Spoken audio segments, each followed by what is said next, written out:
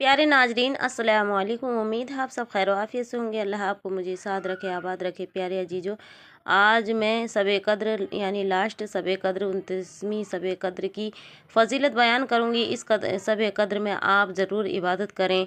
और अल्लाह के रसूल सल्लल्लाहु ताला अलैहि वसल्लम की बहुत प्यारी हदीस है कि अल्लाह के रसूल सल्लल्लाहु अलैहि वसल्लम ने फरमाया है कि शब कद्र को इन 5 रातों में तलाश करो, 21, 23, 25, 27 और 29वीं।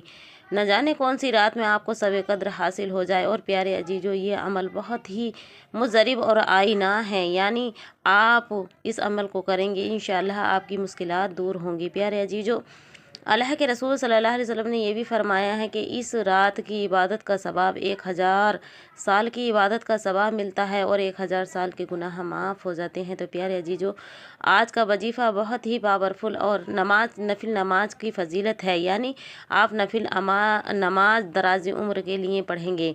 आपको 2-2 रकात करके 4 रकात नफिल नमाज अदा करने हैं। इशा के बाद आपको पहले इशा की नमाज अदा कर लेनी है, तरावी अदा कर लें। उसके बाद आपको 4 रकात नफिल नमाज अदा करने हैं और हर रकात में इन्ना अंज़लनाहु फ़ी लैलतुल क़द्र ये पढ़नी है।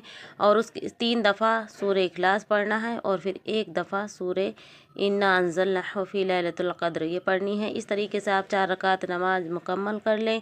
उसके बाद आपको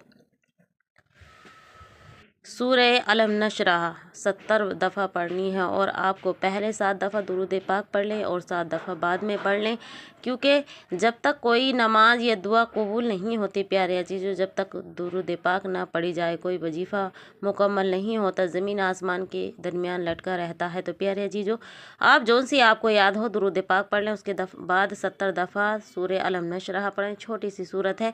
उसके बाद अल्लाह सुब्हानहू तआला से अपनी उम्र में बरकत के लिए और अल्लाह से रोज़ी में बरकत के लिए और जो भी आपके मुश्किलात हैं उनके लिए रो के गिड़गिड़ा के प्यारे अजीजों दुआ मांगे। इस नफिल नमाज का बहुत ज़्यादा बेनिफिट और बहुत ज़्यादा सवाब है, लेकिन प्यारे अजीजों याद रखें कि अल्लाह पे भरोसा और यकीन रखना है। और मेरे प्यारे अजीजों, आपको तभी ही इसका सवाब और इसका बेनिफिट मिलेगा जब आपने पिछली 4 रातों में इबादत की हो। और आइए अगर दूसरी और नफिल नमाज बतलाती हूँ आपको। रोज़ी में बरकत के लिए और मग़फ़िरत के लिए आपको ये नफिल नमाज अदा करनी है। आपको फिर से नमाज आपको ईशा की नमाज के बाद ही ये करना है, या तहज्जुद में कर लें तो भी बेहतर है। आपको 4 रकात नफिल नमाज अदा करनी है और हर रकात में सूरह इखलास 5 दफ़ा पढ़ें और इन्ना अंज़लनाहु फ़ी लैलतुल क़द्र 1 दफ़ा पढ़ें। इस तरीके से आप 4 रकात नफिल नमाज मुकम्मल कर लें। उसके बाद 7 दफ़ा दुरूद पाक, मतलब 100 दफ़ा दुरूद पाक पढ़ना है आपको। कोई सी भी आपको याद हो 100 दफ़ा दुरूद पाक पढ़ें और फिर अल्लाह से रो के गिड़गिड़ा के प्यारे अजीजों दुआएं मांगें। इंशाअल्लाह आप देखिएगा कि यकीन नहीं होगा।